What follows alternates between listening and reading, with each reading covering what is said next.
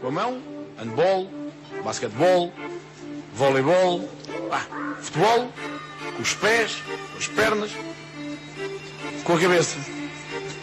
Vamos, Deco vai fazer o golo, atira, golo! Isto é o Sport do Benfica, não é o Paulo de Salónica. Riquelme, solo por él en este gol. Señoras y señores, Riquelme a los 20. Só sou na PlayStation. A PlayStation eu consigo resolver isto.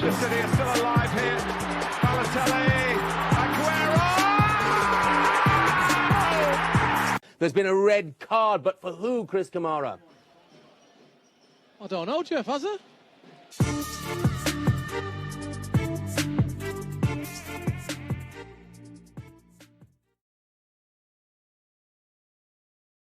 Bem-vindos ao episódio 10 do Segundo Poste. Voltamos todos, todos não, hoje falta o Pedro Guarda, voltou o Pedro Azevedo, o Guarda está de férias e temos aqui de novo o Pedro Azevedo. Pedro, estás bem? Houve troca de Pedros. Estou bem sim, Exato. Rita. Obrigado pela recepção. Ouvi-vos com muita atenção na semana passada, gostei muito, mas esta semana senti que vocês precisavam de mim e cá estou de volta. Só vens de vez em quando então. Sim, quando precisarem de mim. Ok. Samit, Maia, estão bem? Estavam com saudades do Pedro, calculo. Eu estava. E estou tranquilo porque finalmente vejo a cara de Samit, desapareceu na última meia hora do último episódio, mas agora está cá de volta. Vamos ver se dura até ao final do episódio. Não sei o que é que se passou, mas esperemos que corra bem desta vez.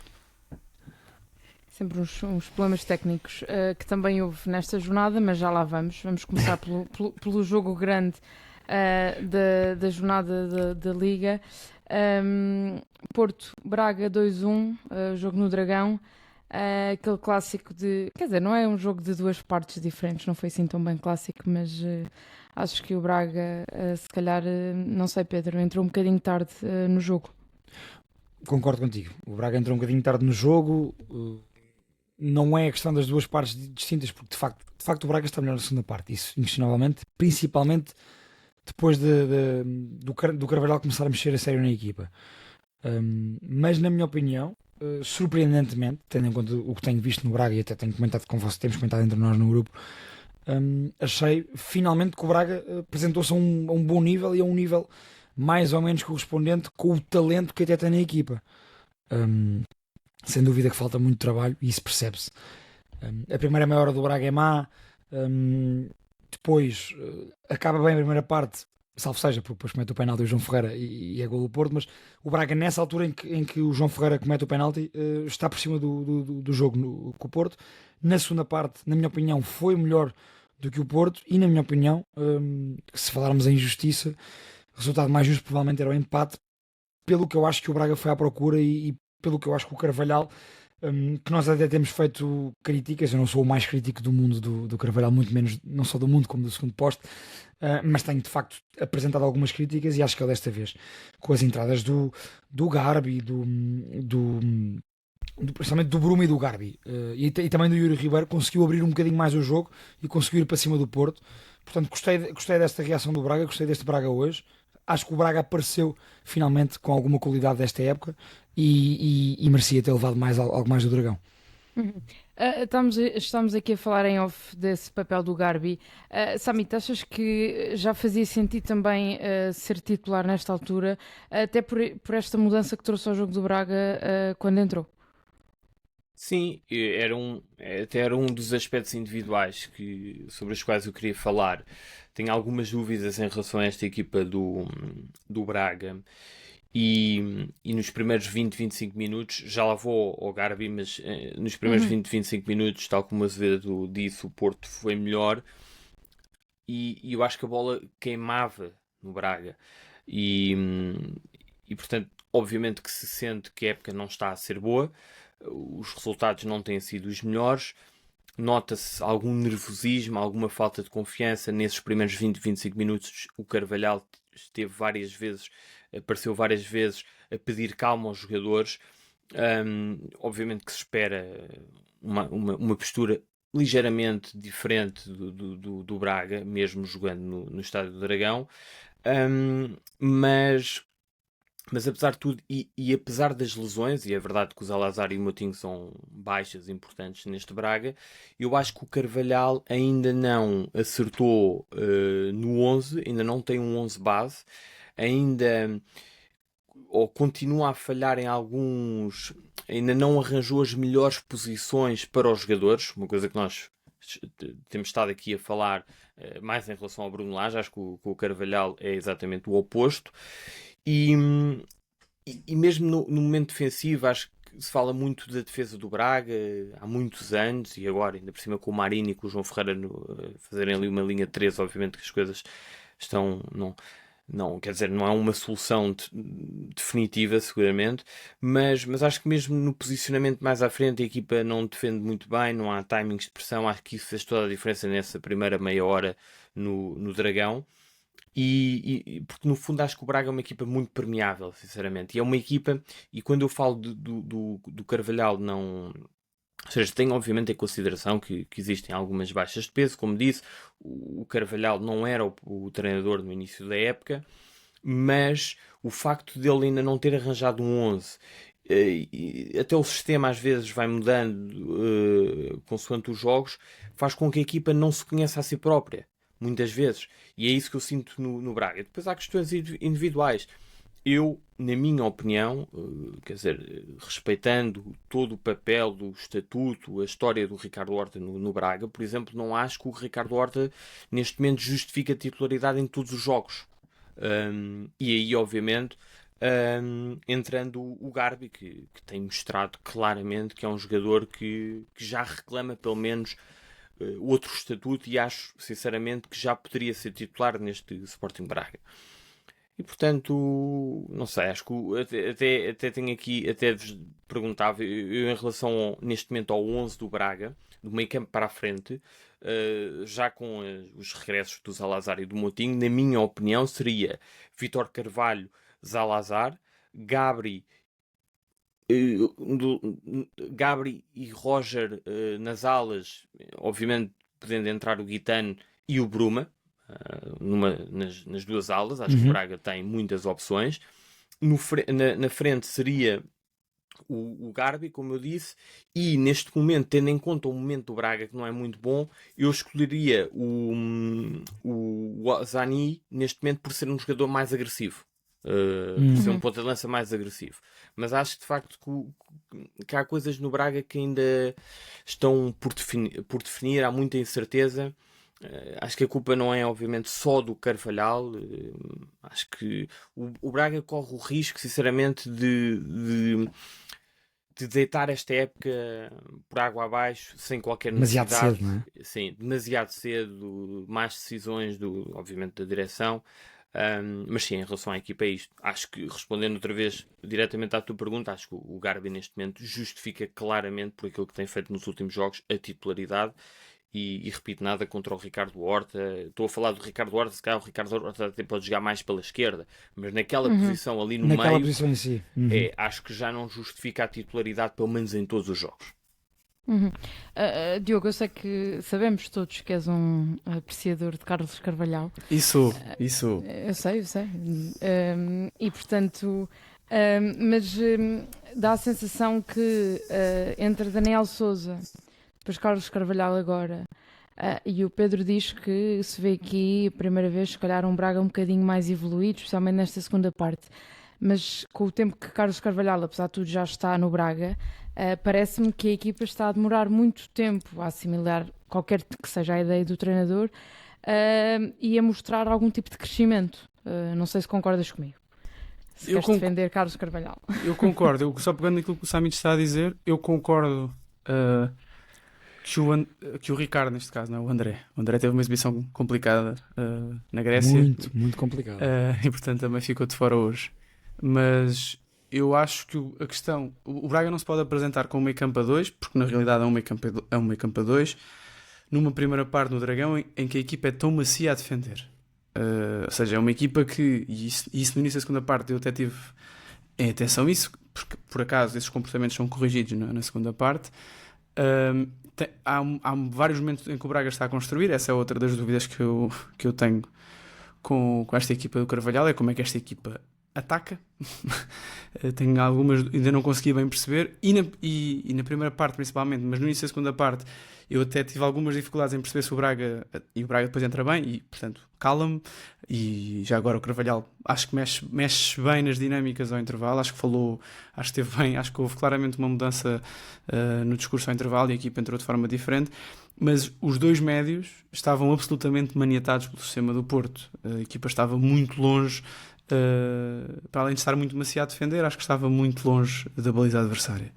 Que depois melhora, a equipa depois melhora, como o Azevedo disse bem, no final da primeira parte o Braga até está por cima.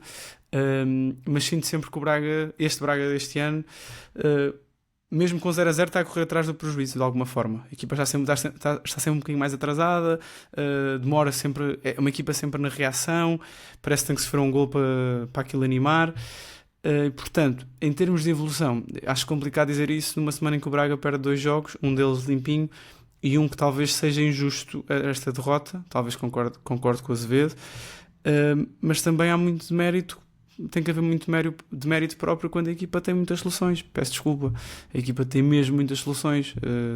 Há jogadores decisivos que estão de fora por lesão e a época começa com o Zalazar e com o João Moutinho a jogar. Mas a verdade é que é uma equipa que tira do banco a Bruma, porque Roger estava de início. Tira do banco um jogador que ano passado muita gente disse que foi o melhor jogador do campeonato fora dos 3 grandes, que é o Guitano. Portanto, há soluções nesta equipa. E tira tarde. Sim, não é tira só tarde. tira, não é? Há qualquer coisa... Eles entraram nos 81 ou... Sim, mas apesar de tudo eu acho que o Braga, até o Garbi e tem o Garbi também no banco já agora, que também concordo que já está a espreitar a titularidade. E foi titular contra o Rio Ave já agora. E fez também uma bela joga contra o Rio Ave. Mas apesar de tu estavas a dizer agora, com esse comentário, que eu acho que é um comentário interessante, mas que ao mesmo tempo eu acho que o Braga... e tem gol. Sim. Mas a verdade é que eu acho que o Braga, apesar de tudo... mexe, eu acho que ele mexe bem porque o Guitano até entra e não tem um grande impacto no jogo, sei que é tarde, mas não entra muito bem. Eu acho que o Braga estava bem. Agora acho que é uma equipa que, como o Samit disse, acho que vai ter que começar a pontuar com alguma urgência, pontuar de forma regular, ganhar jogos de forma regular, um bocadinho de forma mais categórica do que aquilo que tem feito, sim. Rita, deixa-me só dizer ainda em relação ao Braga. Um apontamento individual. O Samit falava daquela dupla meio campo que para mim tem que ser, quando todos bem, a titularíssima, que é Vítor Carvalho e Zalazar, obviamente. E o Vítor Carvalho para mim hoje é o melhor jogador em campo. O Vítor Carvalho faz uma exibição muito boa. É ele que agarra o Braga quando o Braga está a passar mal na primeira meia hora. E ele hoje teve uma coisa que eu gosto no médio com as características de Vítor Carvalho, que é larga a passada e chega à área para finalizar. Ele junta-se ao ponta de lança para ganhar lance de cabeça para estar a finalizar. E isso é importante, principalmente de uma equipa que anda a criar pouco, como o Braga, ou que anda a criar mal, neste caso. Porque eu concordo com o que vocês disseram há pouco. Esta equipa parece uma equipa imatura e que não sabe como atacar. Eu concordo com isso. E finalizo com isto, que é, na minha opinião, o Carvalhal tem extremos com características específicas de linha e de 1 para 1 e não se estão a coadunar, ele não está a coadunar aquilo que ele quer para os jogadores que tem, na minha opinião. Ele quer demasiado, eu não diria que acaba por castrar um bocadinho essa imprevisibilidade dos seus extremos. E depois, e hoje, com Roger e com Bruma em simultâneo, a coisa resultou. Se tivesse o Gabriel Martínez também resultaria, porque também é um jogador de 1 para 1 fortíssimo. Mas não achas que o problema aqui, não achas que o problema é como é que a bola chega a esse último terço? É verdade. Porque eu acho que a ideia dele até é libertar os extremos para eles depois irem 1 para 1. O problema é que eu acho que o Braga neste momento ainda não decidiu como é que chega lá. Não tem, olha, a defesa não tem talento para construir. Pois. Atrás. E o meio campo, como vocês disseram bem, ainda não, parece que muda de jogo para jogo o meio campo. Não há uma dupla de meio campo que tu digas que é a dupla titular do Braga. Quer dizer, nós estamos a dizer qual é que seria para nós, mas não há. Portanto, parece-me que dentro desta imaturidade da equipa e desta confusão entre aquilo que o Carvalhal quer e os jogadores que ele tem, dessa não adequação, parece-me que o Braga, por isso é que está a demorar tanto tempo a encontrar-se. E a Rita tem razão, o Carvalhal entrou ainda em agosto, quer dizer. Eu acho que hoje parece que teria jogado com... Desculpa, mãe. Eu acho que ele hoje teria jogado com o Zalazar como terceiro médio se ele tivesse apto. Como terceiro médio? Sim. Ok. E aí concordo, Ok. concordo contigo, mãe. Acho que até essa questão da equipa estar demasiado macia, desde logo tem a ver com o facto de ter estado demasiadamente preocupada com as alas e daí ter o Carvalhal ter pedido ao Roger e ao Gabri ao Garbi, aliás, ao extremo esquerdo do Braga, para estarem sempre tão recuados. E no meio campo só estavam os dois médios, porque o Ricardo Horta estava ao lado do ponta de lança, portanto acho que o Zalazar teria sido claramente quer dizer, acho que neste jogo, se eu tivesse o Zalazar, aí não colocaria o Garbi, mas sim o Zalazar como E acho que na Europa isso pode fazer sentido. Já agora, na Europa pode fazer sentido para o Braga isso. Acho que o Zalazar claramente... Em vez de um segundo avançado, um terceiro médio. Sim, o Zalazar para mim é o melhor jogador deste Sporting Braga e, portanto, jogando como terceiro médio, mais à frente, número 10, entre aspas, ou depois em determinados jogos, relativamente mais fáceis, ou enfim, da Liga Portuguesa, em que o Braga seja favorito, sim, aí o Zalazar um bocadinho mais atrás ou à frente do Vítor Carvalho, mas como segundo médio.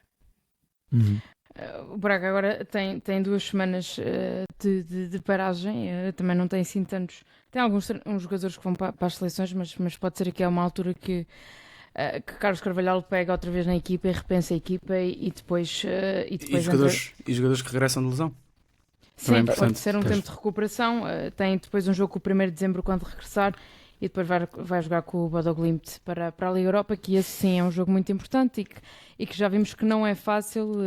Basta olhar para o jogo que o Porto teve e as dificuldades que o Porto teve, apesar do jogo vai ser em Braga, há essa vantagem, mas de qualquer forma o Braga vai precisar de 2 semanas intensas para se reorientar. Passando para o Porto, Vítor Bruno escolheu não mexer num 11 que tinha tido um jogo muito intenso e muito difícil na quinta-feira passada, depois desse empate com o Manchester United por 3-3. Entramos logo com um gol do Samu.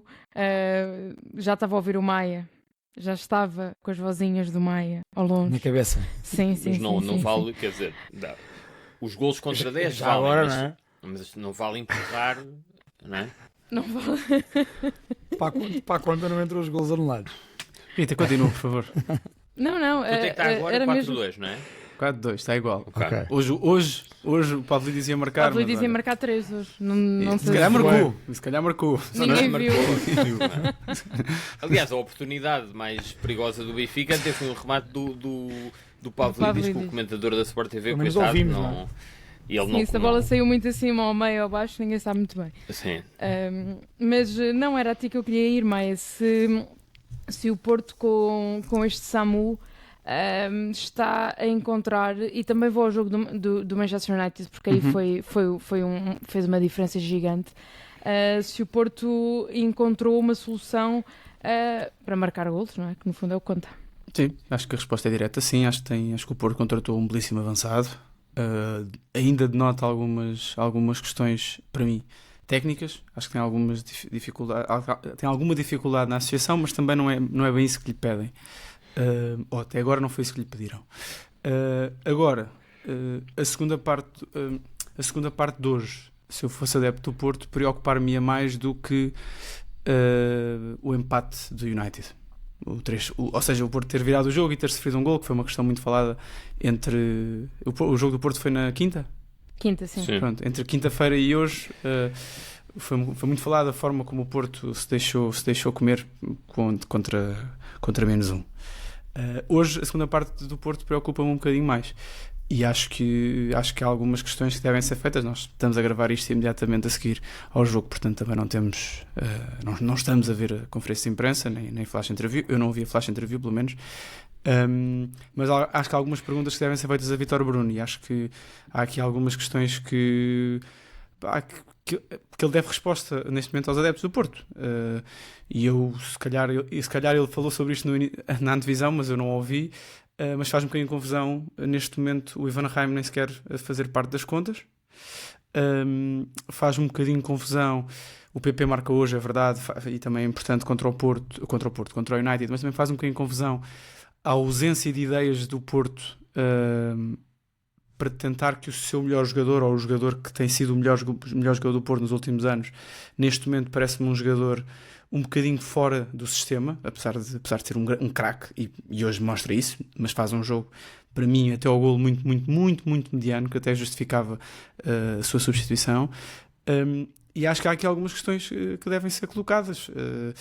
A mudança constante também no meio campo entre Eustáquio, Vasco Sousa, o Gruitch também já lá foi e afinal agora já não conta para nada. Portanto, há aqui algumas questões que eu acho que devem ser colocadas.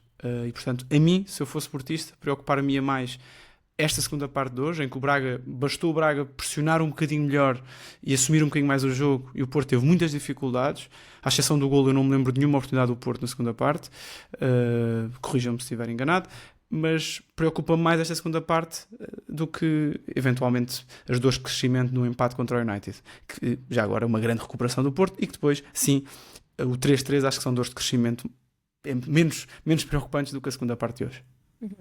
Samit, nós no episódio passado, e até foi o Maia que trouxe essa questão do meio campo, das variações que o Vítor Bruno tinha tentado fazer com o Aroca, na altura com o Vasco Sousa, depois no United escolheu o Eustáquio, voltou a escolher Eustáquio para jogar hoje, entretanto entrou também o Fábio Vieira. Esta parte da construção do jogo do Porto também está a ser um problema nesta altura? Sim, parece-me que o Vítor Bruno continua à procura do terceiro médio.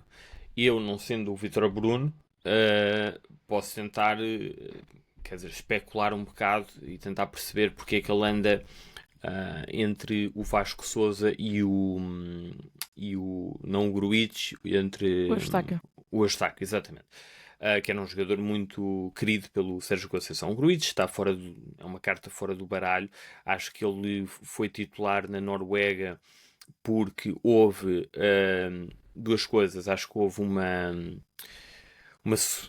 uma certa arrogância do Porto para ter jogado com o Gruitch, porque o Gruitch é a última opção do meio campo do Porto e foi titular na Noruega, mas também acho que foi por uma questão física, que é uma questão falsa no e Gruitch. Também jogou o Gonçalo Borges. Sim. Portanto, nesse jogo. Portanto, mais razão dás àquilo que, pelo menos à impressão com que eu fiquei. Acho que o Gruitch, apesar de ter 1,90m, fisicamente não está sequer ao alcance, não está ao nível, por exemplo, do Vasco Sousa. Mas de qualquer das formas, entre eles os dois, eu acho que claramente o Vítor Bruno está à procura do terceiro médio e o segredo é o jogador que faça melhor os contramovimentos do Nico Gonzalez. O Vasco Sousa jogou mais à frente num dos jogos no Dragão, que o Maia até trouxe. Foi frente ao Aroca, e depois o Vítor Bruno até explicou que seria para fazer uma pressão mais eficaz, porque o Vasco Sousa é um jogador enfim, com alguma influência nesse aspecto. Eu acho que mais do que isso, ele precisa, eu não sei se ele se tem razão, mas ele precisa que o Nico Gonzalez recue de vez em quando. Apesar do Nico Gonzalez ser um jogador absolutamente determinante, neste momento está a ser determinante mais à frente, e é claramente neste momento para mim o melhor jogador do Porto, é um jogador que, apesar de tudo, porque é tão bom, ou porque se calhar falta alguém que faça o que o Nico Gonzalez também ainda consegue fazer quando recua, ele anda basicamente à procura de um jogador que faça os contramovimentos, e eu acho que teoricamente eu percebo que seja o Eustáquio. O Eustáquio é um jogador com mais chegada à área do que o Vasco Sousa, principalmente nas diagonais, com algumas diagonais que ele faz. Portanto, não é um jogador de se posicionar mais à frente, mas é um jogador que, vindo de trás, pode desequilibrar. Portanto, também não ajuda muito, porque o que ele quer, sobretudo, é um jogador que possa ocupar durante algum tempo essa posição mais à frente, essa zona mais à frente. Acho que o Vasco Sousa aí perde qualquer influência, portanto não faz sentido. Não sei se ele está a pensar bem ou não, sinceramente.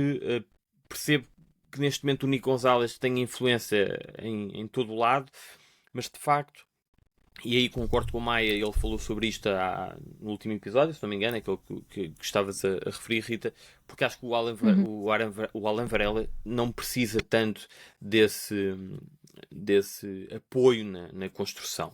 Mas ele claramente que está entre os dois, entre o Vasco Sousa e o Eustáquio, entre os dois eu consigo perceber que seja o Eustáquio, precisamente por ter mais alguma chegada do que o Vasco Sousa.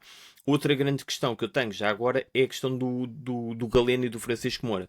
Foi referido na própria transmissão deste jogo e eu concordo, acho que era o Luís Freitas Lobo, eu concordo muito com ele, porque o Galeno está a jogar mais por dentro, isto era uma questão antecipada. E o Francisco Moura neste momento tem dado toda a largura e portanto não há sequer trocas entre os dois. E eu acho que para o Galeno vai ser difícil. Aliás, é engraçado porque foi mais confortável para o Galeno jogar a lateral esquerdo do que... Está mais apagado agora. Exatamente, apesar do golo, mas o golo e a forma como ele sofre o penalti, como ele aparece, é uma questão diferente. É ele aparecer nas costas, numa bola que vai por cima, muito bem colocada pelo PP, mas não é... Quer dizer, ali outro jogador também podia ter feito exatamente o mesmo. O problema do Galeno é que naquela posição mais por dentro, tem menos espaço, tem que pensar e executar muito mais rapidamente. E o Galeno é um jogador que gosta de receber a bola na linha, é um jogador rápido, mas eu estou a falar de uma questão diferente, não é? Ser rápido a executar e a pensar em poucos toques, e o Galeno não é esse jogador, e portanto eu acho que o Vítor Bruno também vai ter claramente a questão do meio campo, perceber qual é que é o meio campo mais funcional. Eu também não sei, entre os dois percebo que seja o Eustáquio, mas não sei se garante aqui muita coisa para o Porto, e a questão do Galeno com o Francisco Moura, acho que essa dupla tem que ser ajustada. Acho que o Moura tem... Desculpa, acho que o Moura precisa ali de umas movimentações por dentro também para dar esse espaço ao Galeno. O Galeno tem o triplo de gols do Pavlidis. Felizmente não apostámos contra o Galeno. Contra o Galeno, é verdade. Sim, não damos feitos.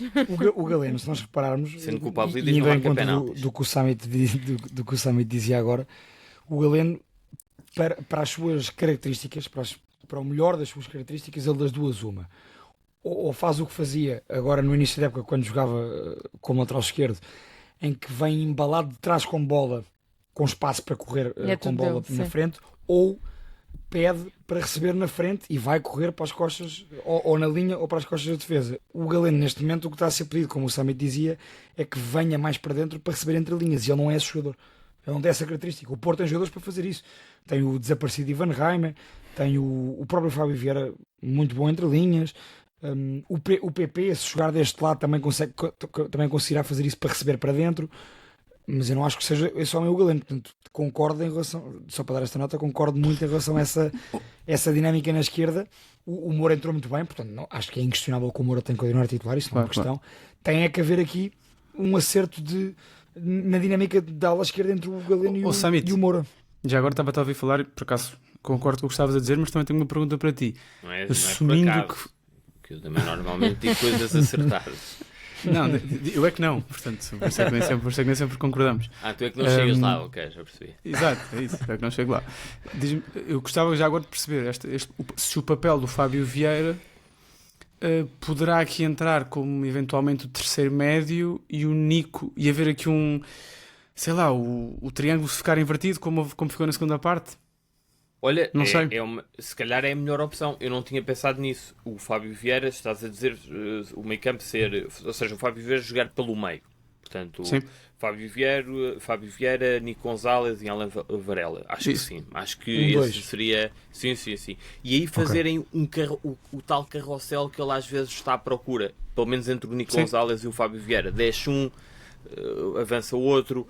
E vão trocando. Por acaso, sim, acho que... eu estava só a pensar no Eustáquio e no Vasco Sousa, mas claramente... Sim, que me parece que é o que ele tenta fazer na segunda parte, mas que depois o Braga também vai para cima e, portanto, não valeu ao final. Não foi o melhor jogo.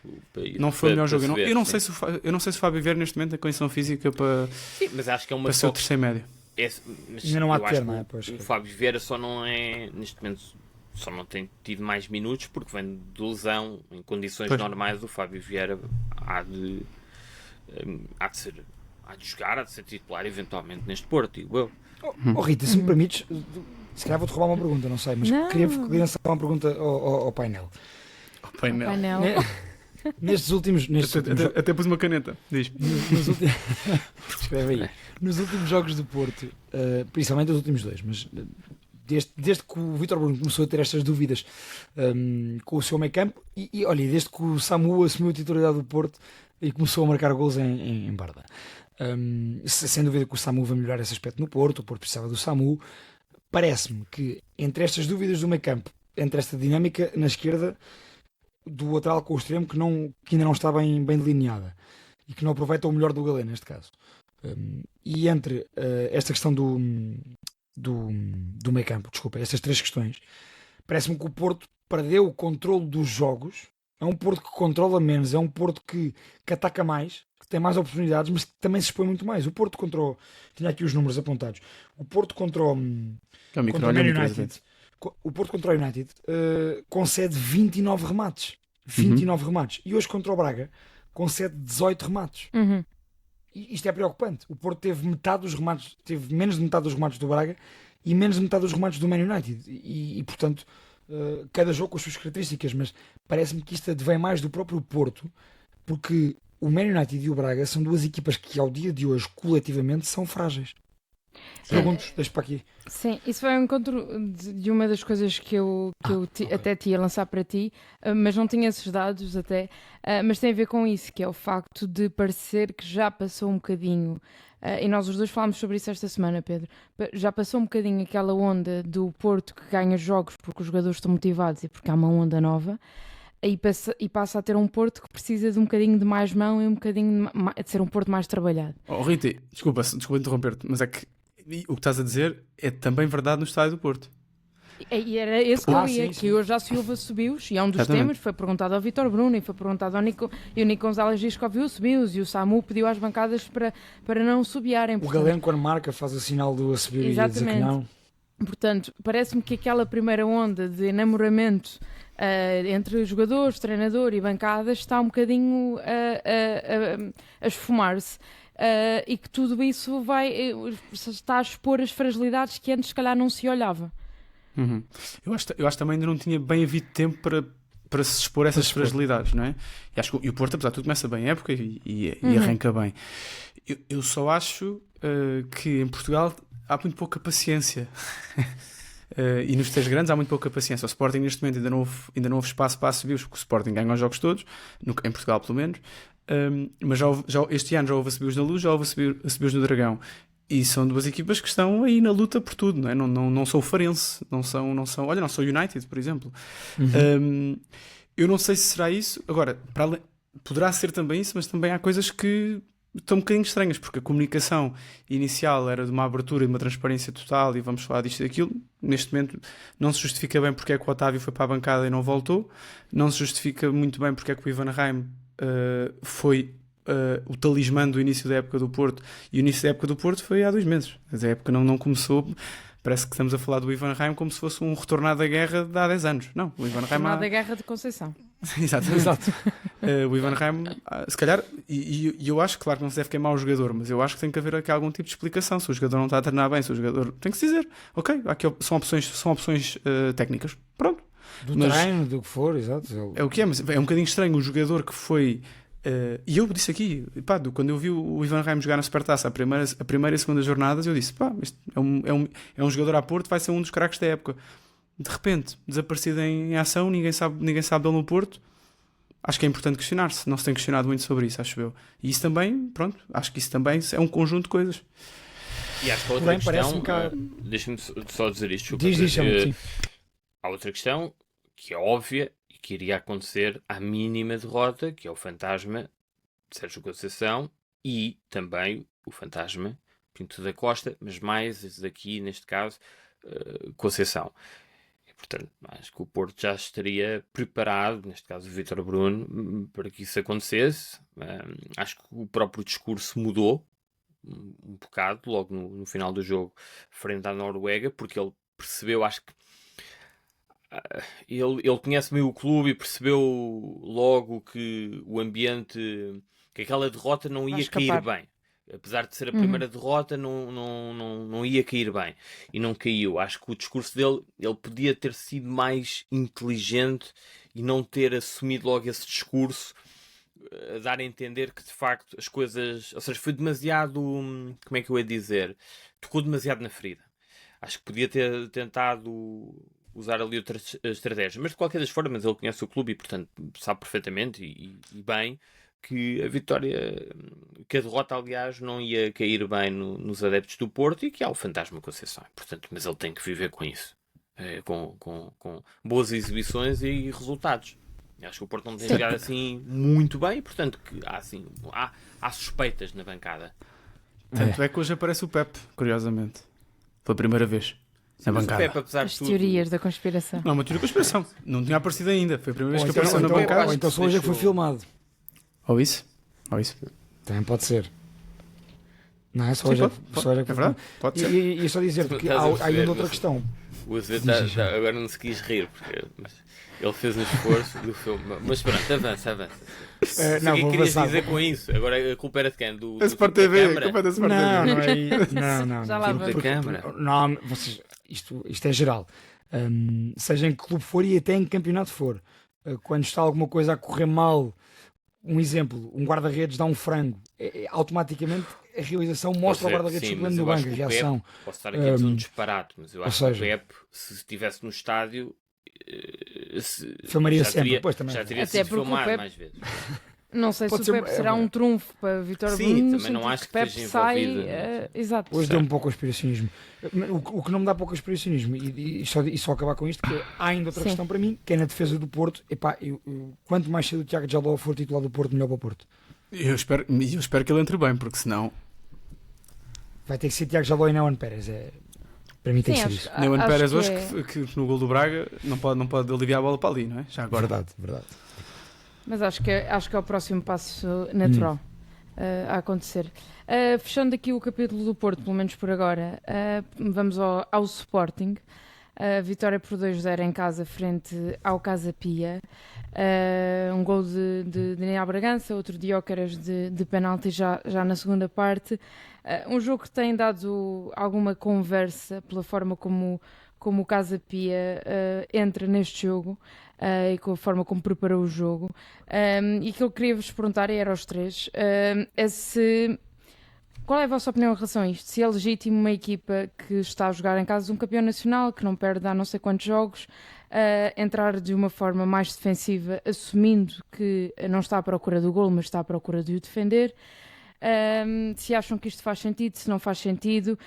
Um jogo em que o Casa Pia até consegue chegar à baliza do Sporting por algumas vezes, já lá vamos, em que o treinador do Casa Pia e o próprio jogador no final mostraram-se muito satisfeitos por terem conseguido manter o plano à risca, este plano que traziam já delineado de casa, desta defesa a 6 praticamente. Queria ouvir-vos em relação a isto, porque é um tema que tem gerado aí algum barulho e portanto queria saber a vossa opinião. Eu gostava, antes de responder, gostava de ouvir a opinião do Azevedo. Ok. Eu posso assumir a primeira opinião. Olha, a mim não me escandaliza nada e portanto não vejo mal nenhum na estratégia do João Pereira, porque se fosse o Real Madrid do Ancelotti ou o Inter do Mourinho eram geniais, como foi o Casa Pia do João Pereira. Eu lembro do Real Madrid do Ancelotti fazer isto no Etihad contra o Manchester City e podia ir buscar agora centenas de jogos que já vi na minha vida de grandes treinadores, grandes equipas fazerem isto em certos jogos quando necessário. E eu acho que o Casa Pia, o João Pereira adotou a estratégia que ele achou melhor para este jogo e fez uma coisa que a maioria destas equipas, ou seja, neste caso não fez uma coisa que a maioria destas equipas fazem, que é não fez antijogo. Portanto, para mim o que é criticável é quando uma equipa faz antijogo. Agora, estacionar o autocarro, como a malta gosta de dizer, para estacionar o autocarro é preciso semanas e semanas de treino de organização defensiva. Portanto, a coisa não é João assim Pereira tão diz fácil que como viu parece. 13 ou 17 jogos do Sporting, 13 jogos do Sporting, acho. Pronto, e se tivesse visto mais também não me escandalizava. E portanto, eu percebo que para o adepto em geral e para o adepto sportinguista acaba por ser uma seca e acaba por ser enervante, mas também é esse o papel do adversário, enervar a equipa melhor. O Casa Pia, com as armas que tem, e eu também acho que tem talento para jogar um bocadinho mais, mas já o tem feito nos últimos jogos. O Casa Pia começa muito mal a época e já tem conseguido reequilibrar-se, desde logo com a adição do filho do Kluivert na defesa. E portanto parece-me que foi absolutamente legítimo e acho que estas críticas são feitas no Tugão, mas quando nós vemos lá fora isto, aligeramos sempre a coisa e quando é cá dentro rasgamos sempre demais. Olha, para mim é mais do que legítimo, só não é legítimo entrar com armas em campo. De resto, acho que é tudo legítimo. Acho que no final do dia o que importa é o objetivo. Porque depois eu levanto sempre esta questão. Quando é o Rio Ave do Luís Freire que vem jogar olhos nos olhos e leva 4 ou 5, é porque se abriram e quiseram jogar e não se adaptaram. Quando é o Casa Pia que vem e joga com uma defesa de 12, porque afinal consegue meter mais um em campo e por acaso consegue jogar com 12, esse é o problema. Há sempre algum problema. A questão aqui, só há um denominador comum, que é o Sporting continua a ganhar. E portanto as equipas têm de se aperceber e de arranjar estratégias para tentar combater isto. É super legítimo. Perderam 2-0, como outros já perderam 4-0, já perderam 5-0 e vão continuar a perder, e eventualmente alguém irá conseguir tirar pontos ao Sporting e vai ser um gênio.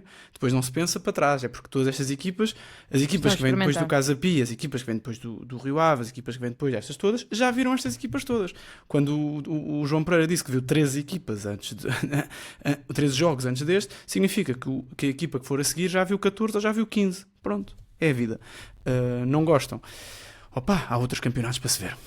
Exato. Sim, e nós temos estado aqui todas as semanas a dizer que o Sporting tem recursos para todo o tipo de adversários, para todas as formas de defender, e portanto há aqui também outra questão que, obviamente, as pessoas que dizem isto, quer dizer, dizem no calor do momento. Amanhã já não estão a pensar no Casa Pia, neste caso os adeptos do Sporting, mas o Casa Pia, por acaso, é uma equipa que tem tido alguns problemas em criar volume ofensivo. Eu lembro-me de falar sobre isto aqui, lembro-me até de comentar um Casa Pia Santa Clara. Na semana passada, ou há 2 semanas, disse que o Cassiano tinha sido contratado já em setembro. Portanto, não estamos a falar de uma equipa que estava a jogar um futebol atrativo, a criar 10, 20 oportunidades por jogo, e que de repente foi alvalado, e porque era o Sporting e porque queria roubar pontos ao Sporting, se calhar não queria aos outros, enfim, e portanto adotou essa estratégia. Acho que não foi nada disso. Acho que neste momento é muito difícil parar o Sporting. A verdade é que o Casa Pia criou mais oportunidades que muitas equipas que defrontaram este Sporting, e passando aqui também para o Sporting, a verdade é que foi um jogo relativamente complicado, pelo menos mais complicado do que outros. E a questão também não é só colocar o autocarro, tal como o Azevedo disse, não é só colocar o autocarro. O Farense jogou com uma linha de 6 e levou um banho de bola. Levou 5? Sim, também levou 5, mas levou um banho de bola. Aos Aos 10 minutos o Sporting já tinha 5 remates à baliza. O Aroca teve um tipo cuja função era Marcar o Gyökeres. marcar Seguir o o Gyökeres. Gyökeres. E andou depois de um lado para o outro atrás dele. E o Sporting, mesmo assim, arranjou uma maneira para lá chegar. Acho que o Sporting teve um jogo, é verdade que o Casa Pia teve a estratégia que teve e portanto dificultou um bocado as coisas ao Sporting, e o Sporting claramente também vindo do jogo europeu, acho que teve um jogo menos fulgurante, com menos como é que eu ia dizer, com menos vigor, velocidade, com menos poderio no geral, e portanto teve que, é verdade que foi o Bragança que marcou o golo que desbloqueou o jogo na primeira parte, mas obviamente que quem está acima de todos os outros jogadores neste jogo é o Francisco Trincão, que fez uma exibição brutal. É ele que inventa o golo do Sporting, 1-0, sendo que ele já tinha tentado 2 ou 3 vezes na primeira parte antes do golo, porque de facto estava difícil, e o Trincão esteve à altura, e portanto não acompanho nada dessas críticas. Já agora, antes de vos passar a palavra, porque também não tenho muito mais para dizer sobre este jogo, acho que o Daniel Bragança já é selecionável para a sua seleção, que é a nossa, e portanto está bem, e o crescimento dele é impressionante. Daniel Bragança ou Florentino? Aliás, os dois juntos. Os dois juntos, até porque Daniel Bragança e Florentino já jogaram na seleção juntos, 1-6, 1-8. E portanto faz todo o sentido que joguem. Tirávamos o Rubén Neves e mais quem? Não, para o Sami estamos a falar até tirar Bruno Fernandes, Vitinha, João Neves, sai tudo. Não, neste caso é assim, se tirares o Samu Costa Não. Não lhe quer sim, tirar sim. o seu lugar, mas pronto, que foi agora. E o Rubén Neves dava para os dois. Pois, Sim, sabe? sim. Sim, não estou sequer. Teremos oportunidade para falar da seleção mais à frente. Só estou a Sim, dizer sim. isto era mais até para elogiar o crescimento do Daniel Bragança e o talento sempre esteve sempre lá. Todos nós conhecemos o talento do Bragança e acho que também do ponto de vista físico houve um salto e foi importante. O Trincão que abriu o precedente de oferecer o prémio de melhor jogador, neste caso ao colega, e melhor amigo de uma vida, Adã, Franco Israel. Desculpa. Eu achei que amigo de uma vida Adã era uma expressão tipo Não. popular. Desculpa, não é. Coisa que Nico Gonzalez fez também hoje com o apanha-bolas. Deu o prémio de melhor jogador ao apanha-bolas do 2-1. E bem merece. Pronto, Para fica a saber. contextualizar, quem não viu o jogo, o segundo gol nasce de uma reposição Do apanha-bolas muito marcou, rápida. entrou e marcou. Um apanha-bolas que faz lembrar aquele jogo. Aqui está, cota José Mourinho do José Tottenham, Mourinho. vocês lembram-se? Pronto, Sim. em Para a que ele, Champions. E depois ele senta ao miúdo no banco. já não me recordo se suplentes foi no jogo para a a seguir. Champions, e ele É um depois jogo na até vai Champions, conhecer a equipa, etc, os jogadores. E este menino também há de ir para a semana. Sim. Não. E bem. Para a semana não, mas também há de ir. Falando ainda aqui do Sporting e também para dar a minha opinião, eu concordo com vocês em relação a esta questão do Casa Pia, ainda por cima quando se vê que há trabalho da equipa técnica, caso contrário não resultaria da forma que resultou. Destacar do Sporting esta capacidade que parece inesgotável, pelo menos enquanto não escorregam no relvado, porque isso já é outro tipo de jogos, mas nos relvados portugueses, esta capacidade inesgotável de arranjar soluções para a equipa quando o Sporting acaba o jogo com uma defesa que é o Fresneda e o Gaio a centrais e o Nuno Santos, portanto isto tinha tudo para correr mal, não é? E portanto o Sporting mesmo nestas fragilidades e está neste momento frágil no sentido não anímico da equipa, mas porque tem vários jogadores lesionados, consegue manter um tipo de qualidade e pelo menos uma garantia de que os jogos vão ser... Vais-me interromper, Diogo, mais. Ia só dizer que está a brincar às experiências. Qualquer dia corre mal. Aproveita o estado anímico da equipa, como a Rita dizia. Eu acredito que se não houvesse paragem de seleção a seguir, se calhar o Quaresma não tinha sido titular ou o Inácio não tinham sido titulares, porque o Rubén Amorim sabe que os pode descansar, eventualmente vão cair da seleção, da convocatória mais cedo ou mais tarde, não acredito que nenhum deles vá à seleção. E portanto, Rubén Amorim também está a jogar um bocadinho com esse facto, chama ali, porque depois do tirando o Morita, o Nuno Santos, o Fresneda, o Kenda e o Jogai que entraram, o resto do banco do Sporting era o Bruno Ramos, o Luís Gomes e o Rafael Nel. E o Kovacevic, que também não. Será que conta para a frente? Não sei, Pedro. Na baliza não conta. Não Na sei baliza já perdeu a titularidade. Ainda não falaste sobre esse assunto, não sei se tens alguma coisa a dizer. Tenho aqui. É uma das minhas notas sobre o Sporting, Rita. Aqui há alguns destaques nas titularidades. O Frank Israel à cabeça, pegando nesse destaque que o Trincão lhe deu. O Frank Israel, neste jogo da Eindhoven e no jogo contra o Casa Pia, foi decisivo. Quando foi chamado a intervir, foi decisivo. Na minha opinião, ele em Eindhoven é decisivo para manter o Sporting no jogo, para depois o Sporting conseguir o empate.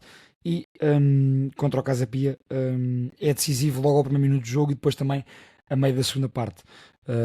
Continuo a dizer, não é um excelente guarda-redes, é um bom guarda-redes que foi importante na segunda volta da época passada e que não só não é pior, como é ligeiramente melhor do que o reforço do Sporting, do que o Kovacevic. E outra titularidade que eu quero dar destaque é do Maxi Araújo na ala esquerda. Quero dar este destaque porque eu acho que o Maxi Araújo é um Nuno Santos 2.0. Podemos só dizer Maxi Araújo. Maxi Não, Araújo temos é de dizer Araújo.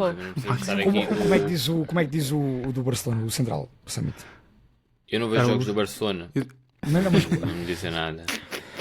Eu digo Araújo, mas é... dizer o Maxi Araújo, Mas se na minha quiseres, opinião, Pedro, porque é um Nuno Santos 2.0, ou porque é que vai ser um Nuno Santos 2.0, porque eu acho que ele conseguirá na ala esquerda do Sporting oferecer tudo o que o Nuno Santos tem oferecido ao longo dos anos, com mais qualidade.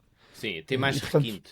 Tem mais... Exatamente. Eu também, no último episódio, Eu também disse que o Maxi Araújo era um jogador para jogar mais encostado à linha. É um jogador de alguns processos simples, parece. Não é para jogar por dentro, também acho. Sim, mas depois tem um perfume que o Nuno Santos, de quem eu gosto muito, não tem. O Nuno Santos é um jogador mais de pega na bola, ou seja, se o Sporting conseguir fazer com que o Nuno Santos tenha espaço para subir pela esquerda, ele aparece para depois meter a bola e é muito perigoso, é muito agressivo. O Max Araújo é um jogador de quem eu espero que pegue na bola e também seja ele a criar ali algumas oportunidades num para um, por exemplo. Sim. E acho que isso é um bom sinal. E deixa-me só dar mais um destaque, é no Daniel Bragança.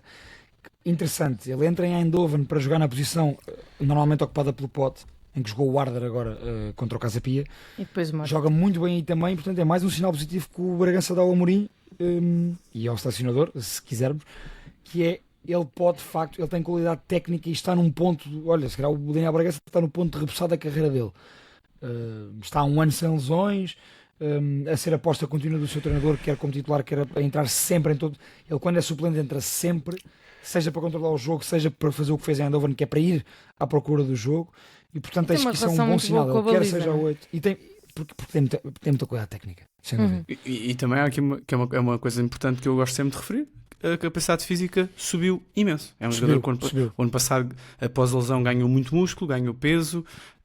E o resto não perdeu, portanto ele não deixa de ser um jogador muito inteligente, tecnicamente muito apurado, e é muito importante esta parte, apesar de ainda haver aí uma corrente que acha que não é importante, é muito importante esta parte física nos jogadores que jogam 3 em 3 dias, 4 em 4 dias, e sempre com muita bola, não é? Portanto, o Daniel Bragança, concordo com o Samit, é jogador de seleção neste momento, e também concordo com o Azevedo, está no ponto repousado, está no melhor momento da carreira, sem lesões.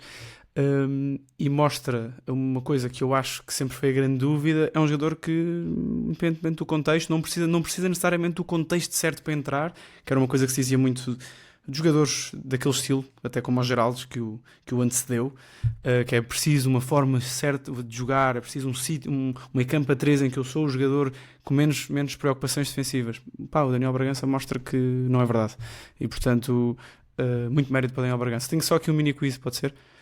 Enquanto vos ouvia, não tem bem a ver com isto, tem a ver com o apanha-bolas. Confirmo que foi no Tottenham Olympiacos, na última jornada da fase de grupos da Liga dos Campeões.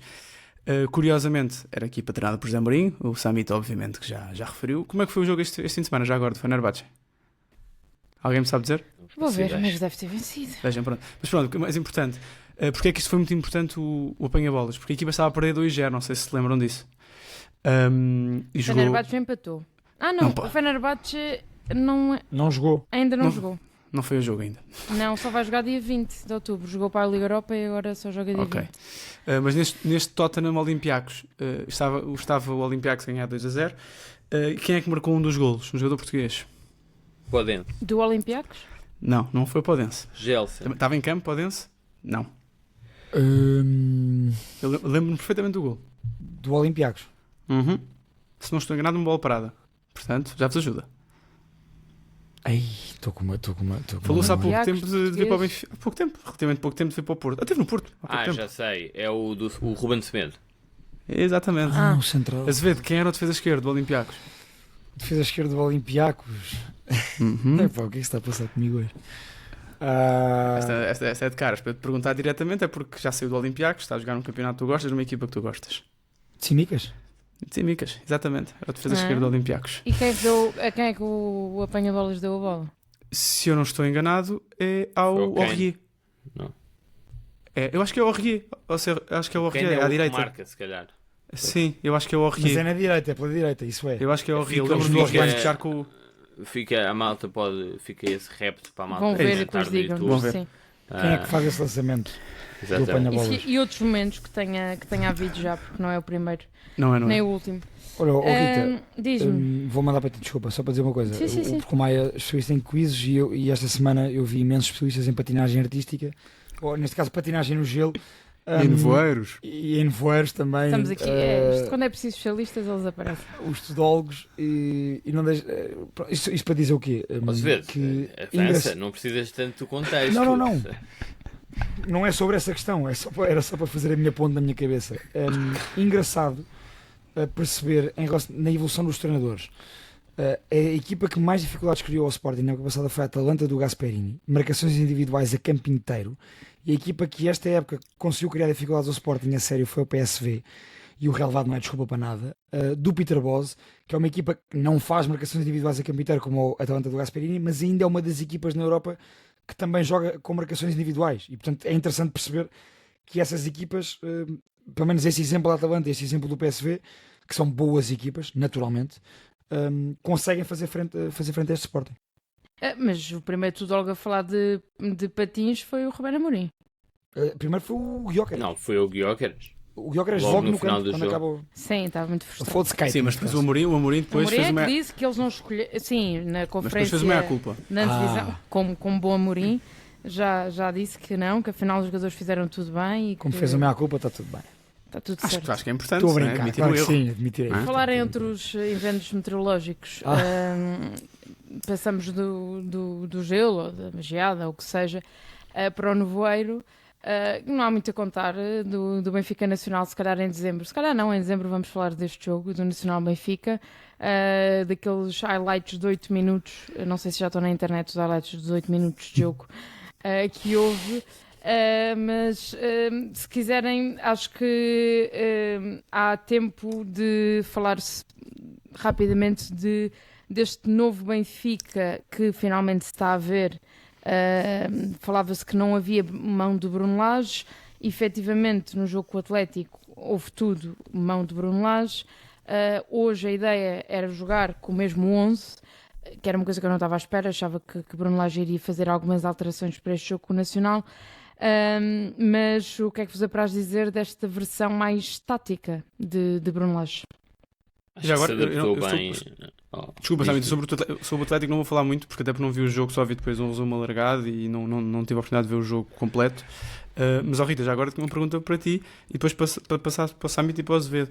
Mas achavas que ele ia mexer hoje na equipa e o que é que achaste que ele ia fazer? Não, achei que, por exemplo, o básico como pôr o António Silva. Achei que é o tipo de jogo ou seja, acho que Bruno Lage, se fizer aquilo que eu achava que iria fazer, vai começar a rodar mais os centrais, tomando o Tomás Araújo como um jogador mais importante em jogos mais decisivos e que é preciso garantir uma eficiência extra na defesa, que acho que o Tomás Araújo é essa pessoa, e achei que o António Silva pode ser um jogador que vá rodando nestes jogos de liga em que as coisas eventualmente podem estar mais controladas. Mas a minha ideia seria o António Silva e o Aktürkoğlu, estando lesionado ou estando tocado, achei que o poderia poupar. Eu acho que isso seria possível, mas acho que isso seria mais possível noutras posições. Acho que ao nível de centrais acho isso mais complicado.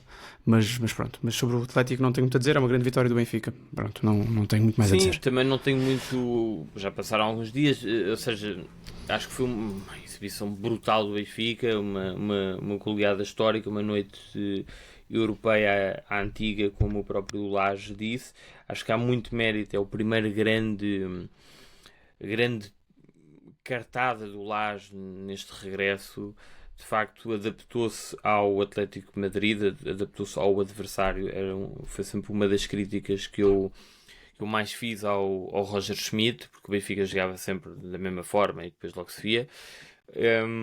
E portanto, toda a gente percebeu e toda a gente viu que o Aktürkoğlu teve funções mais defensivas, desempenhou-as muito bem. Ele próprio falou esta semana que o Lage deu-lhe muita confiança antes do jogo, falou com ele, etc., sobre o papel que ele deveria desempenhar neste jogo frente ao Atlético. Acho que as substituições do Simeone ao intervalo ajudaram o Benfica, tirou toda a criatividade do Atlético e portanto, sim, acho que foi uma grande joga do Benfica. E de facto, o que fica mais do que a goleada para o futuro, o que fica deste jogo, e a boa notícia para os benfiquistas, é que neste momento há um treinador, aparentemente, que estuda os jogos, os adversários, e que faz alguns ajustes em função dos mesmos. Acho que houve jogadores, Rita, num ponto de vista mais individual, a ganhar muitos pontos neste jogo, quer como titulares, quer a entrar a partir do banco, e aí, ou seja, a ganhar pontos face à desconfiança deles próprios, de bancada, e quiçá da equipa técnica, isso eu não consigo, já não consigo saber. Mas Carreras como titular e Amdouni a entrar do banco. Estes dois jogadores ganharam muitos pontos com o jogo do Benfica Atlético de Madrid. Não repetindo o que o Samit disse, em relação ao jogo brutal, sem dúvida, e acima de tudo percebeu-se que foi um jogo super bem preparado. Houve um foco gigantesco na preparação deste jogo. Nós aqui há muitos anos que andamos a elogiar e muito bem a capacidade de preparação estratégica de treinadores como Sérgio Conceição e como o Bel Ferreira, que são treinadores que se preparam super bem para adversários do seu nível e mais fortes, e acho que o Bruno Lage demonstrou essa categoria na preparação para este jogo com o Atlético de Madrid. Acho que ninguém tinha visto ainda, não só o Benfica de Bruno Lage, como um Benfica nos últimos anos, a defender numa linha de 5 como defendeu contra o Atlético de Madrid, com o Carreras como central do lado esquerdo e com o Arthur Koglu como lateral esquerdo, o Douala, o detalhe dos 3 médios depois da linha de 3, assim, a linha de 5, de ser o Orsens do lado do Di Maria, e o Di Maria ser o homem mais avançado, quase imiscuído, de pressionar e bem para estar liberto físico e psicologicamente para quando o Benfica tinha a bola, e ser o Orsens a fazer essa cobertura. E portanto esses detalhes, de facto, o Bruno Lage demonstrou que o preparou bem, e isso é o grande, como o Samit dizia, é o grande sinal que o Bruno Lage dá. Este jogo é um statement do Bruno Lage. Há desconfiança geral e até lhe dá confiança no trabalho dele, e importante nos seus jogadores confiarem no timoneiro. Está aqui um homem que nos prepara bem para os desafios que vamos ter, e portanto confiamos nele. Isso é importante para um treinador. Acho até que, pronto, o Novoeiro falou mais alto, mas acho que até era o momento certo para hoje o Benfica ir ao Funchal, não é Funchal, isso que eu queria dizer à Choupana. Ir à Choupana hoje, que é no Funchal, eu sei, mas que ir à Choupana eu acho que até provavelmente era daqueles jogos que ou sim o Benfica acabaria por ganhar, até por um contexto pré-pausa de seleções. A equipa ainda por cima agora o Benfica tem vários jogadores nas seleções, mas seria um bom momento até para reorganizar, pronto, mas aí o Novoeiro falou mais alto, mas acho que até a seguir esta vitória e eventualmente, pronto, seria um momento muito bom, porque esta é sempre uma deslocação difícil, portanto. Mas aproveitar o momento, não é? Como diz o Guardiola normalmente, aproveitar o momento. E já agora, Rita, e passo para ti, eu não estava à espera de rotação neste jogo, porque vem ir para as seleções. Ou seja, se o Benfica jogasse a meio desta semana ou já no próximo fim de semana, se não houvesse para as seleções, eu acho que rodaria um ou dois jogadores. E iria por ti, iria pela questão do centro da defesa e quiçá do Arthur Koglu. Ou do Di Maria. Mas qual é que era a razão da mudança de centrais novamente? Porque eu acho que o Otamendi será o titularíssimo. Não estou a dizer concordo, mas parece-me que não é uma questão.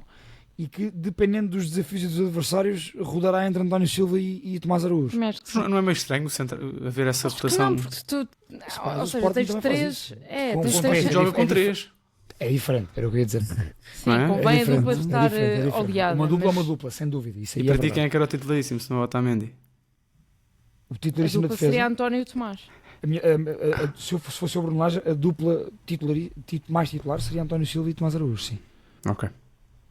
E já agora, pronto, porque o Tomás demonstrou no jogo Atlético, com bola e na rapidez a ir buscar lá atrás, o porquê de ser titular naquele jogo.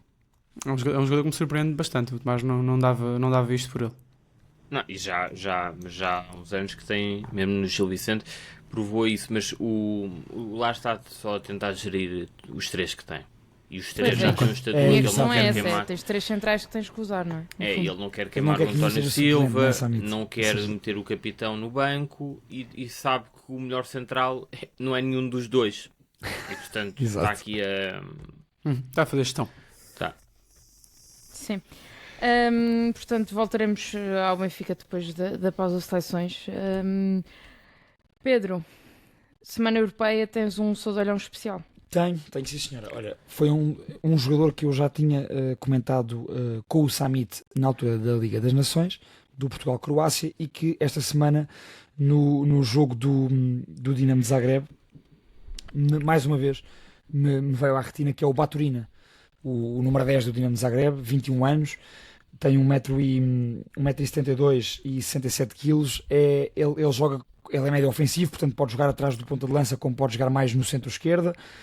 Foi um jogador que me agradou muito no jogo contra Portugal, na altura pela Croácia. Foi o perigo da Croácia contra Portugal veio dos pés do Baturina. É um jogador super inteligente, é um jogador rápido, portanto chega rapidamente à área adversária, e portanto tem valências quer em organização ofensiva, quer em transição ofensiva. Esta época tem 12 jogos, 2 golos e 6 assistências, e na Champions em 2 jogos, 1 golo e 1 assistência. É sem dúvida um jogador a reter, até porque, e por estar no Dinamo Zagreb, que é um clube que não vende caro, o seu valor de mercado atual está cifrado nos 20 milhões de euros, e portanto aos 21 anos, com o que está a jogar pela seleção croata e no Dinamo Zagreb na montra da Liga dos Campeões, é sem dúvida um jogador a reter para os grandes clubes europeus. Baturina. Fica aqui o nome. Fez uma grande joga, pá. Um grande último gol. jogo. Fez uma grande joga. Gol de pé esquerdo até, de fora da área. Sim. E pá, tem mesmo ar de craque. E o nome, tem nome de jogador da bola. Baturina. Fica na cabeça, não é? Pronto. Tem o selo de aprovação de Diogo Maia, isto não é para qualquer um, portanto ele que eu guardo bem. Falta a estética. Algo Tens que ir pesquisar. Não, eu gostei, eu gosto. Já vi, eu ouvi. Tem muita cara de Balcãs. Tem muito ar de Para ver os Balcãs. fits?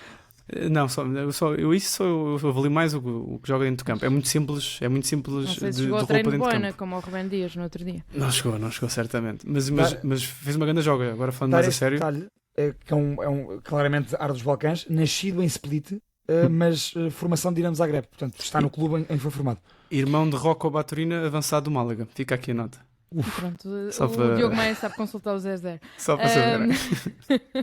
Antes de irmos a outros destaques de jogos nacionais e europeus, temos que ir ao Cantona, que já tínhamos previsto falar a semana passada e depois acabámos por não conseguir falar, mas não é ainda bem, mas houve algum desenvolvimento durante esta semana. E Samit, passo para ti.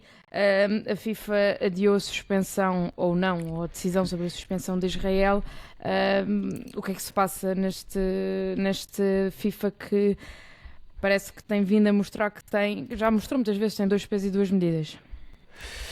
Sim, era basicamente, é assim, não houve grande desenvolvimento, porque a FIFA basicamente adiou mais uma vez a decisão sobre a suspensão de Israel das competições internacionais, e portanto o campeonato desta semana são as repetidas violações de Israel aos próprios estatutos da FIFA, à lei internacional também, mas aqui fundamentalmente aos estatutos da FIFA, perante o silêncio da FIFA. E, portanto, isto chegou a um ponto que já é confrangedor e que, na minha opinião, é completamente inaceitável. Não tenho nenhum prazer em trazer este Cantona. Acho que nós, obviamente, que tentamos trazer aqui, tentamos que o debate seja sempre pela positiva, e obviamente que gostamos é de gols e assistências e malta na bancada e festa, etc. Mas não nos podemos esquecer nunca, e digo isto sempre, ou digo isto várias vezes aqui no segundo posto, do papel que a FIFA ou o futebol no geral tem na sociedade, e portanto acho que muita coisa está a correr mal. Só para vos dar aqui um pequeno contexto, portanto todos nós sabemos aquilo que se está a passar neste momento, ou há várias décadas, mas agora com contornos trágicos, ou enfim, que nós agora assistimos quase todos os dias pela televisão, com este genocídio, com este apartheid, principalmente em Gaza e na Cisjordânia, e basicamente por causa disso a Palestina pediu mais uma vez, neste caso em abril, apresentou uma proposta junto da FIFA para que Israel fosse, pelo menos, suspensa, a Federação Israelita fosse suspensa das competições internacionais. Nessa proposta pediu que a votação, que fosse feita uma votação, que essa proposta fosse discutida e votada no Congresso em maio. Esse pedido foi recusado pela FIFA, foi prometido um Congresso extraordinário no prazo de 2 meses, que nunca aconteceu. A FIFA anunciou que iria recorrer a um parecer jurídico externo e que a decisão seria anunciada em agosto e depois em outubro. Portanto seria na semana passada, dia 3 de outubro. Afinal vai ser a própria FIFA a conduzir uma investigação através de 2 comitês da própria FIFA. Portanto todos nós percebemos que nada disto vai acontecer, mas de qualquer das formas, só para perceberem também o que é que está aqui em causa, Israel é acusado de várias violações, como eu disse, tanto da lei internacional como dos estatutos da FIFA. Estamos a falar de discriminação, racismo, segregação. Realização, este é um ponto importante porque é muito antigo, realização de jogos, de campeonatos em territórios ocupados na Palestina, portanto a FIFA continua sem decidir, ou pelo menos, quer dizer, toda a gente, o silêncio é a decisão da FIFA, digamos assim. Enfim, dentro do pedido da Palestina, a própria Palestina alerta para alguns dados que para mim são assustadores. Desde outubro de 2023 a julho de 2024 morreram 231, ou terão morrido 231 jogadores registados na Federação Palestiniana. Cerca de 42 complexos em Gaza e na Cisjordânia foram bombardeados, completamente destruídos ou transformados em centros de detenção. E portanto, se nós olharmos, e tenho aqui isto apontado, se nós olharmos para os estatutos da FIFA, eu não sei como é que isto é possível. O artigo 3º fala dos direitos humanos, diz que a FIFA tem o firme compromisso de respeitar os direitos humanos reconhecidos pela comunidade internacional e esforçar-se-á para garantir o respeito desses direitos. O artigo 4º fala da discriminação, da igualdade, da neutralidade, diz que a discriminação de qualquer tipo contra um país, uma pessoa singular ou um grupo de pessoas em razão da raça, cor de pele, origem étnica, nacional ou social é estritamente proibida. Isto, por exemplo, foi o que levou à suspensão da África do Sul na altura do Apartheid, nos anos 60. Temos o artigo 2º, Objetivos da FIFA, melhorar constantemente o futebol e promovê-lo em todo o mundo, considerando o seu caráter universal, educativo e cultural, assim como os seus valores humanitários através de programas para jovens. É importante dizer que desses 231 jogadores que morreram ou que terão morrido, a maioria são jovens e crianças. E depois, como eu disse, acho que há aqui um ponto também muito importante. Obviamente que isto seria o suficiente, portanto, a violação de todos os direitos humanos e a segregação a que estamos a assistir, e que já existe há muitas décadas, mas de qualquer das formas, o artigo 71 proíbe um membro da FIFA de realizar competições em território de outro membro sem a sua autorização. Há pelo menos 6 clubes israelitas encolonados e que continuam a participar nos campeonatos organizados por Israel. Em 2014, quando houve a anexação da Rússia, da Crimeia pela Rússia, aliás, a própria UEFA, no mesmo ano, proibiu que esses clubes jogassem nas competições russas. E na altura o presidente era o atual presidente da FIFA. Enfim, vários países já foram suspensos por situações semelhantes de violação de direitos humanos, da Jugoslávia nos anos 90, quando houve o genocídio nos Balcãs, principalmente na Bósnia. A África do Sul, como eu vos disse, várias federações foram suspensas ao longo dos anos por intervenção de órgãos políticos. E aqui há muitos anos envolvimento do governo israelita na própria Federação Israelita de Futebol. Enfim, eu acho que haverá várias razões para isto, nenhuma delas será aceitável, mas acho que um dos aspectos que devemos ter sempre em conta é que os Estados Unidos é o principal parceiro ou o aliado de Israel, e isso faz toda a diferença. Isto não são teorias da conspiração. Eu não sou contra os Estados Unidos. Vocês, se calhar quem ouve não me conhece, mas não tenho nada. Enfim, não sou essa pessoa. Mas vejam, por exemplo, por alguma razão o próximo Mundial será nos Estados Unidos. Por alguma razão, o primeiro Mundial de Clubes será nos Estados Unidos. E vejam a história da queda da FIFA. Há um documentário da Netflix, acho que é da Netflix, que fala sobre essa questão. Quando é que o FBI começou a investigar a FIFA? Quando os Estados Unidos foram humilhados com a entrega do Mundial à Rússia e ao Qatar, porque claramente a FIFA deu um passo maior do que a perna. E eu acho que neste momento, obviamente quando eu falo dos Estados Unidos, estou também aqui a falar dos lobbies, Acho que neste momento a FIFA não se quer voltar a meter com os Estados Unidos e, portanto, e com a influência que Israel também tem, e, portanto, é triste porque nós às vezes o pior sentimento que eu acho que podemos ter é quando nos sentimos enganados, e nós gostamos de futebol, mas isto também acontece, não é? Portanto, não podemos aqui fingir que não estamos a par, e portanto, se houver uma pessoa que nos ouve e que não esteja a par disto, acho que já fizemos o nosso Já papel. vale a pena. Isso mesmo. Só acrescentar aqui tudo aquilo que o Samit disse bem. Acho que isto ainda se torna mais escandaloso, e naquilo que é a história moderna, se calhar não o visto ao mesmo tempo, mas é porque neste momento há uma situação que, à luz da lei internacional, é relativamente parecida naquilo que a anexação de territórios diz respeito, e portanto são mesmo dois pesos e duas medidas, em que um dos casos é claramente aliado da força que o Samit falou, e o outro é claramente o maior adversário internacional histórico dos Estados Unidos. E portanto, mais importante do que tudo era pelo menos a honra feita às vítimas, e nem isso é feito. Pegar só também naquilo que foram as competições europeias desta semana, e é curioso porque há muitos países no mundo, neste momento acho que já nem é sequer há muita discussão sobre este tema, mas acho que já há uma opinião massificada sobre o problema que se passa em Gaza e na Cisjordânia e todo aquele território. Mas neste momento já há muitos clubes europeus, e até na Liga dos Campeões e na Liga Europa e na Conference League, há muitas claques, muitos movimentos que não são necessariamente ligados a uma esquerda internacional, mas com bandeiras da Palestina, com frases de apoio à Palestina.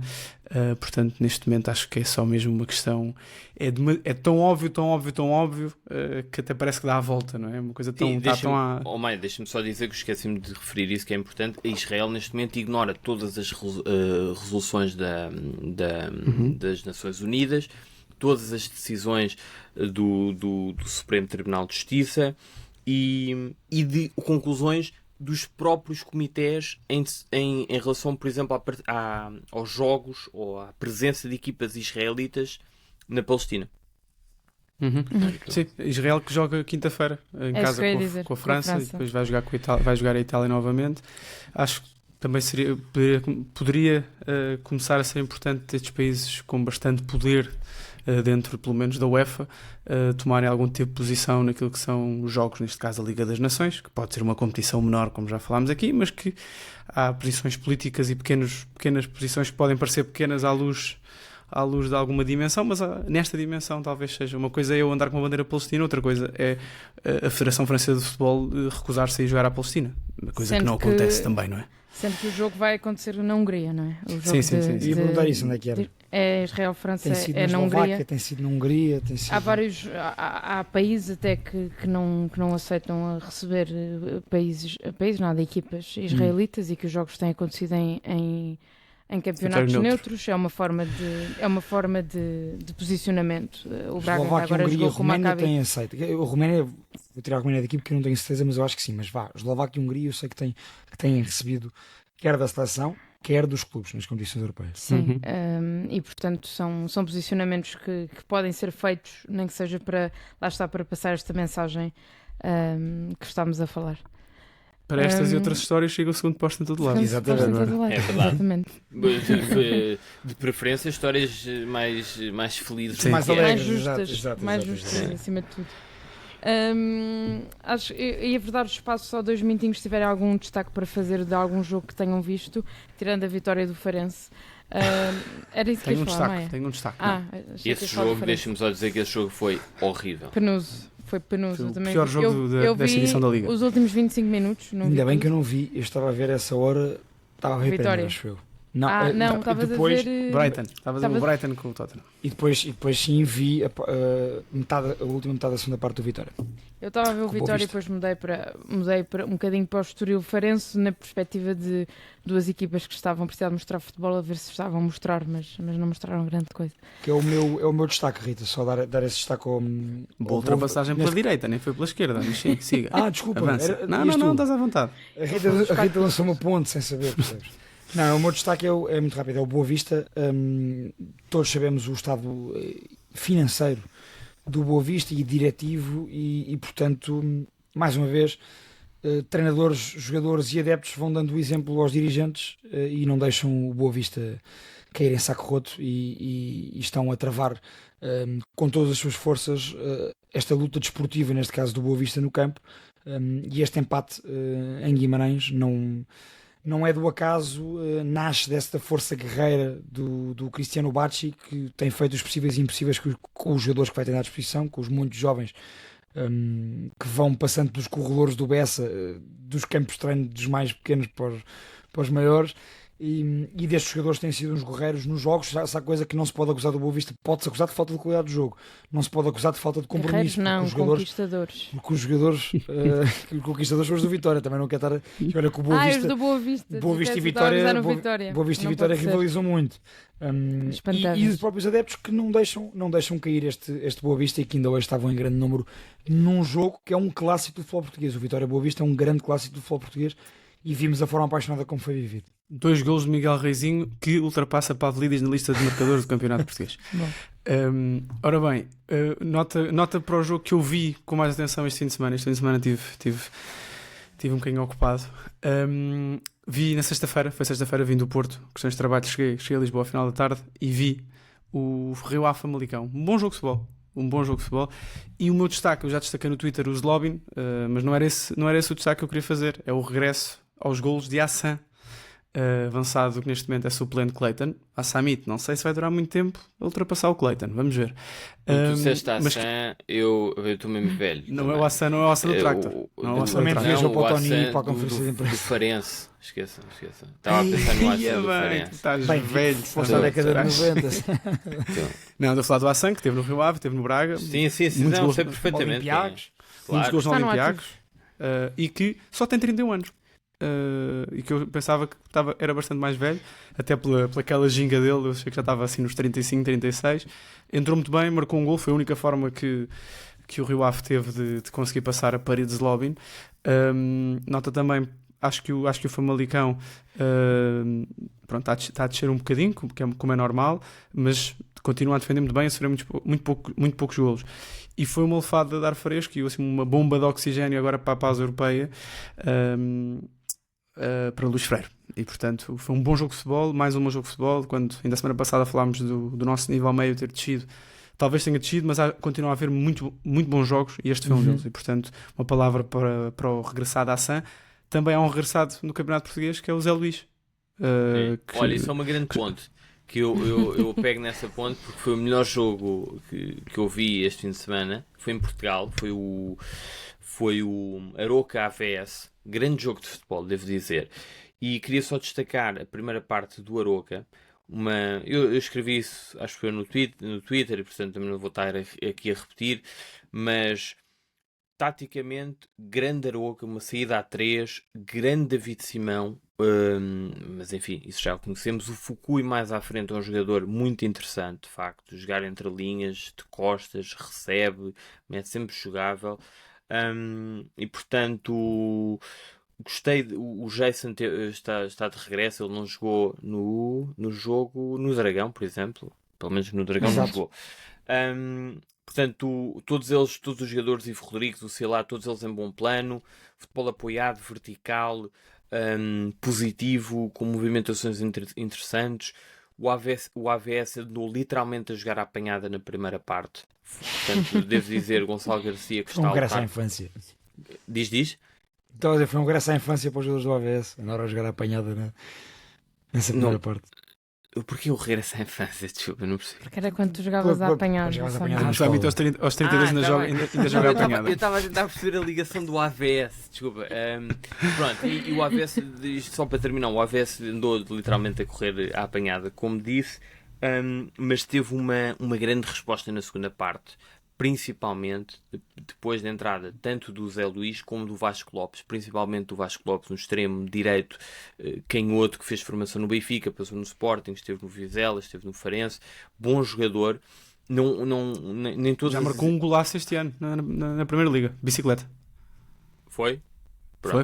Pois foi. No regresso, um ano depois, esteve lesionado um ano e no regresso marcou uma bicicleta. Sim, e portanto acho que houve ali de mérito do Aroca, perdeu um bocado o foco na baliza, mas há uma grande resposta do AVS. O AVS tem bons jogadores, de facto, e nem todas as equipas teriam a capacidade de dar essa resposta depois do intervalo, tendo em conta o chocolate que o Aroca deu. E é importante dizer, o Gonçalo Garcia luta contra as probabilidades por vários motivos, desde logo porque é estrangeiro e sabemos que as coisas normalmente não correm muito bem. Por exemplo, no Estoril, claramente que não estão a correr bem, mas se calhar merece algum tempo. Eu pelo menos fiquei impressionado, principalmente com a primeira parte.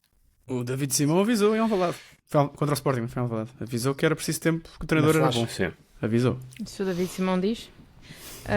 Fechamos com a nota para o Santa Clara. Não vai ser o Maia a dizer, mas digo eu que vem para a segunda paragem de seleções ainda em quarto lugar. O Braga os ajudou a perder porque o Santa Clara tem 15 pontos, está só apenas... Diz. Santa Clara perde esse jogo, perde o jogo contra o Moreirense, mas atenção, faz uma bela joga e falha 3 ou 4 golos que em condições normais pelo nosso Santa Clara tinham sido marcados os golos, mas o Moreirense também, olha, um bom campeonato do Moreirense. Voltamos para a semana. Segunda-feira que vem, já com seleções, com Portugal, com Israel e com o João Félix França. vai ser tema. Para a semana. Vem prontinho. O João Félix vai à seleção? Acho que foi convocado, sim, acho que vai lá. Como sempre. Foi à conferência, também jogou pelo Convocado Chelsea. como sempre. No outro dia vi o João Félix aqui. Sério? Para quem não sabe, o Summit vive em Londres. Exato, Summit vive em Londres, exato. Não foi Andava aqui meio ali perdido, sabes? Parecia-me meio perdido. Desde logo porque estava do lado errado da cidade. Que ele é mais fino do que eu. Mas pronto, Podes voltamos fechar, então. com estes e outros temas para a semana. Até lá, sigam o Segundo Posto em todo o lado. Nós estaremos por aí a dizer coisas. Beijinhos. Abraços.